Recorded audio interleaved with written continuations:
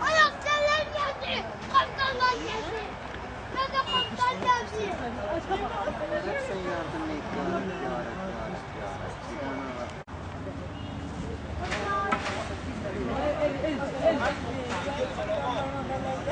Allah razı